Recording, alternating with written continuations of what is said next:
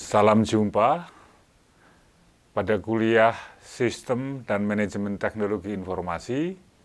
Kali ini kita mempelajari bab 5 atau minggu kelima terkait dengan kecerdasan bisnis yang dikaitkan dengan manajemen basis data dan informasi.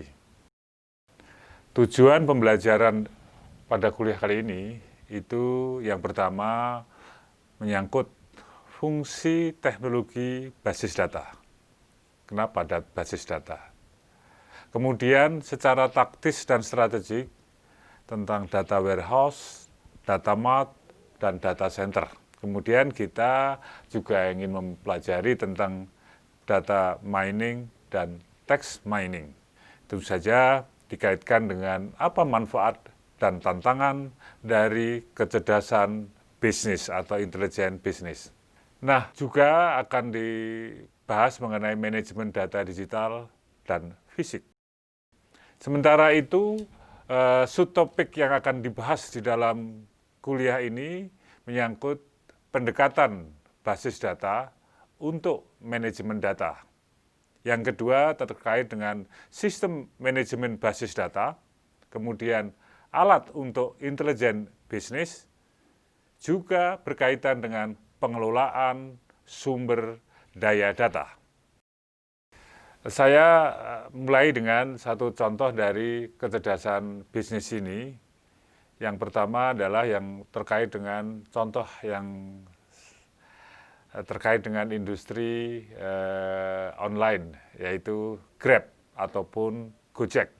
Grab ataupun Gojek itu hampir sama, tuh tidak mempunyai mobil, tidak mempunyai motor, tidak punya toko, tapi bisa mengantar, bisa berjualan, bisa memberikan layanan-layanan yang dibutuhkan oleh konsumen. Nah, ini suatu kecerdasan bisnis yang dilakukan oleh Gojek, Grab, dan sebagainya. Pada intinya, mereka bisa menemukan antara penjual dan pembeli, antara yang butuh kendaraan dan yang menyediakan kendaraan. Bagaimana ojek 5-10 tahun yang lalu menguasai daerah. Nah, pada waktu Gojek, Grab masuk, banyak pertentangan karena bisnis yang biasa didapat oleh pangkalan ojek diganggu oleh ojek online. Nah, sebetulnya bagi penyedia ojek itu kalau dia bergabung dengan online mestinya akan menjadi lebih banyak penggunanya karena dia akan mengetahui siapa saja yang butuh. Sebelumnya ojek hanya di satu pangkalan. Nah, dengan adanya database antara yang butuh dan yang menyediakan, maka cepatlah solusi-solusi yang berkaitan dengan kendaraan. Nah, berlanjut dengan kalau kita beli makan bagaimana? Ada GrabFood, ada Gojek Food atau GoFood. Demikian juga untuk pembelian obat dan sebagainya. Bisnisnya sebetulnya adalah bisnis data. Data adalah aset utama dari Traveloka, Grab, Tokopedia, dan sebagainya. Tidak punya kereta, tapi bisa jualan tiket kereta. Tidak punya pesawat, tapi bisa jualan tiket pesawat. Nah, inilah bisnis-bisnis online yang telah mewarnai kehidupan kita, yang ujung-ujungnya didukung oleh basis data. Data pembeli, data penjual, data yang butuh, data yang menyediakan. Ini platform database. Dulu pipeline bisnis proses, sekarang ke platform bisnis proses. Ini yang menjadi contoh baik di swasta. Tapi kenapa kalau kita lihat di beberapa bisnis proses atau government proses, sulit kita melakukan suatu pembuatan platform-platform tertentu. Nah, inilah satu contoh Grab, Gojek, Tokopedia, dan lain-lain telah berinovasi yang disebut dengan disrupsi. Nah, yang menjadi menarik adalah persaingan, sehingga menurunkan harga, dan awal-awalnya adalah orang perusahaan menjual atau membakar uang. Nah, tentu saja PR-nya adalah antara Grab, Gojek adalah harga yang bersaing, kemudian ketersediaan pengemudi. Dan kalau kita lihat, di tahun 2015 mereka telah mempunyai basis 10 juta pengguna, data 10 juta pengguna. Kita tinggal memakai aplikasi, maka kita ada di mana, kemudian yang dekat dengan kita siapa. Itu kumpulan data-data yang saling pengkait-pengkait. Itu adalah platform strategi yang menemukan sejumlah banyak dari data pelanggan dan sejumlah data dari penyedia bergabung dalam satu platform. Itulah sebetulnya dari manfaat dari Metcalfe ataupun teori tentang network theorem.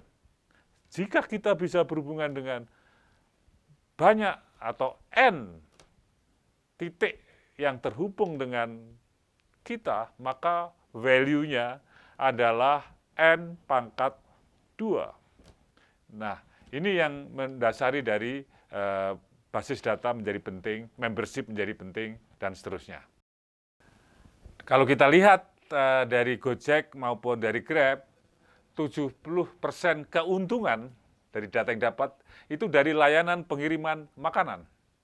Itu adalah disrupsi strategi bisnis. Sekarang kalau malam, kalau sore, ibu-ibu tidak pusing barangkali ya, bapak-bapak pada pulang kerja atau ibu-ibu pulang pada kerja, kemudian kita bisa makan bersama dengan menghadirkan menu yang diinginkan oleh keluarga tersebut. Intinya adalah data pelanggan, ada iklan, ada analitis data perilaku. Nah, berikutnya adalah kita kembali ke dalam satu slide yang merupakan gambaran seperti ini. Ada orang, ada organisasi, ada teknologi yang saling berkonvergensi membentuk dalam suatu sistem informasi Traveloka, sistem informasi Gojek, Grab, dan sebagainya, memberikan satu solusi bisnis, sehingga memberikan suatu hal yang disebut sekali itu adalah disrupsi. Bagaimana kita bisa melihat atau bisa memesan produk-produk makanan yang tidak perlu di restoran sekarang. Nah, sekarang ini yang sedang berkembang adalah kitchen cloud. Di era pandemi, orang tidak secure kalau ke restoran atau ke warung, maka sekarang terbuka warung-warung atau yang disebut dengan kitchen yang tanpa warung, itu hanya di dapur. Itulah kitchen cloud. Dan ini dia perlu data juga, apa sih yang di dekat dapur tersebut memberikan suatu kebutuhan dari sekitarnya. Dia harus tahu juga sebagai pembuat makanan. Nah, pembuat aplikasi demikian juga. Mana yang bisa dihubungkan antara pelanggan dan penyedia. Itu gambaran yang sangat baik saya kira, bagaimana konvergensi antara people, organisasi, dan teknologi membangun suatu sistem informasi untuk menyelesaikan persoalan bisnis. Nah, ada keahlian manusia, ada analisis data, ada data berkualitas. Ini yang akan memberikan suatu solusi-solusi, ada tren atau hubungan konteks dan tindakan. Sensing, understanding, and acting. Ini yang kami kembangkan di dalam sistem cerdas untuk smart system apapun. Sensing, understanding, acting. Dan semuanya akan melibatkan hubungan antara manusia dengan teknologi, data yang didapatkan sehingga bisa dianalisis, sehingga bisa suatu tindakan-tindakan yang memberikan suatu solusi terhadap kehidupan keseharian kita.